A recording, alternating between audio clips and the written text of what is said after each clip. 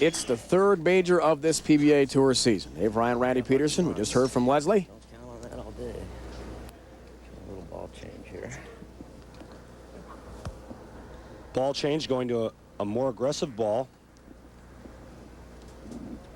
See if he's moving right and going straighter with that, or if he's still playing the same inside line. Second generation Hall of Famer, PDW. Trip forward. I hit the pocket on the right lane. Pete moved further left and went with the Mika Koivuniemi loft. Watch this. There's a little bit of loft. When you get that far left, if you don't loft it, it's in the left channel. And the nice break, trip in the 4-pin.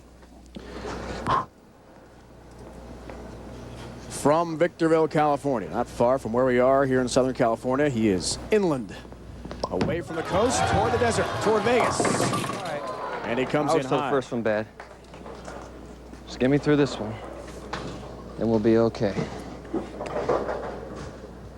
Michael Haugen playing about 25 boards right of where Pete Weber is, throwing it very straight with his hand up the back. And in my opinion, this shot is tailor-made for Michael Haugen Jr. Okay. Fifth appearance of the season Kind of for settle down. Hengen Jr. The TV time of his career, rather. And you see that by the numbers so far, strike percentage is close. Spare conversion number in Haugen Jr.'s favor as well. Those are in match play only. And the only 300 game belongs to Michael Haugen Jr. on the tough U.S. Open oil pattern. 9-pin. That's supposed to be your shot, not mine.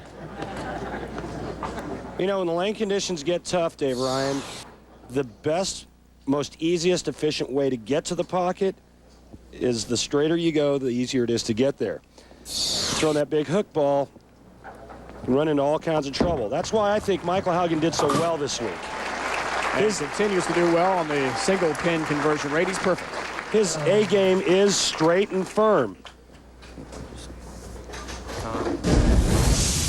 Just the one head-to-head matchup on TV between these two, and it was dramatic.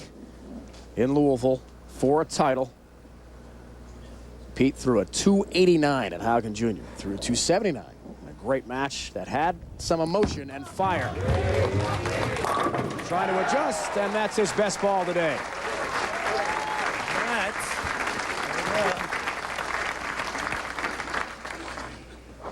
Exactly the reaction he was looking for on the right lane. Now, when you watch Pete Weber's hand do this at finish, see how it's nice and open? You see that? When his hand is open, he does not grab it, the ball stays on line. When you see those fingers go to the left, that's a grab. Looking for a triple to start the day in this match, and a 21-pin lead. Letting it off your hand. Didn't like it. Crossing over. On the 5 and the 9 up. Lane has just got my number. Pete might want to consider maybe moving right and going straight and hard like Michael Haugen is on this lane, because he's having all kinds of trouble. See, the problem is, if he gets the ball a little bit further to the right, he runs the risk of it hanging and leaving a 2-8-10 split. Chops and misses the 9. An open frame for Pete Weber, who really had been kind of precariously hanging on the edge with some lucky shots in his first match, and he pays a price now. And this is something that you just don't see Pete Weber do. He's a fantastic spare shooter in the chop, the 5'8", excuse me, the 5'9". Hard to believe, especially in a match for a national championship. Oh, you gotta be kidding me. 10-pin up. more do you Michael want? didn't like it. God. It's all right. Stay patient. Two pretty good shots in a row. Solid 9, ringing 10. With a spare here, he'll be up by 2 pins. His best finish so far this year, tied for 9th back-to-back weeks in Detroit, where Walter Ray Williams won his title, and Grand Rapids the following week. The last time these two met on TV, the Greater Louisville Open last season, it was an incredible finish.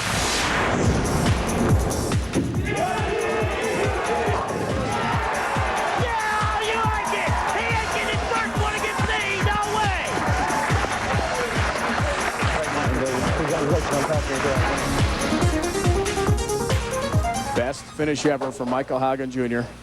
That final in Louisville. November 25th, the last time he was on TV. And he crosses over. I must have been watching Pete's first match. Ball left of target, will not hold line, even when you're throwing it straight from second arrow. Nice Brooklyn strike. Right now, Pete Weber trailing by 2. Right lane is his friend. The left lane, big mystery.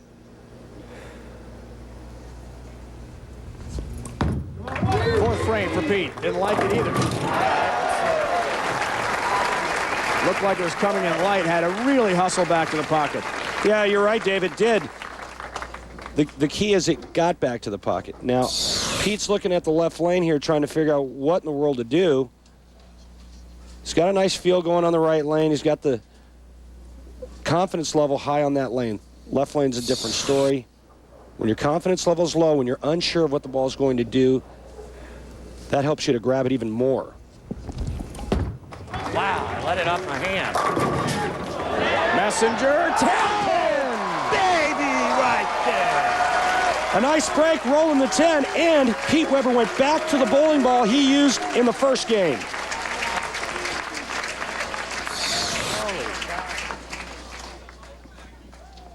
Gives it the little flex. Remember, it's not how well you score, it's how you celebrate.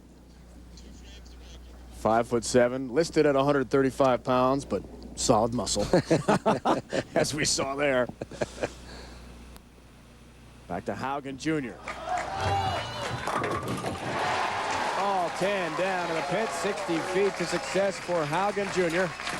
Much more bowling coming your way next week from the greater Dallas area. The days in open, 12:30 Eastern Time, 11:30 in the Central Time Zone. Don't miss the action from Don Carter's All-Star Lanes next week here on ESPN, every week as well, all the way as the march to the World Championship in March continues in Taylor, Michigan.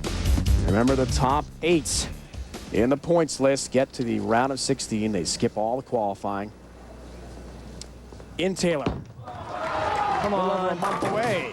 10 pin. At least you hit the pocket that time. Michael Haugen's getting to the pocket, but his carry percentage is extremely low. He's 1 for 4 in shots that have hit the 1-3. Pete Weber's carry, on the other hand, very good. So early on, the hook ball out carrying the straight ball. Come on, I'll take you home with me. 10 pin. Michael Haugen Jr. a 1-pin lead through 6 semifinal match.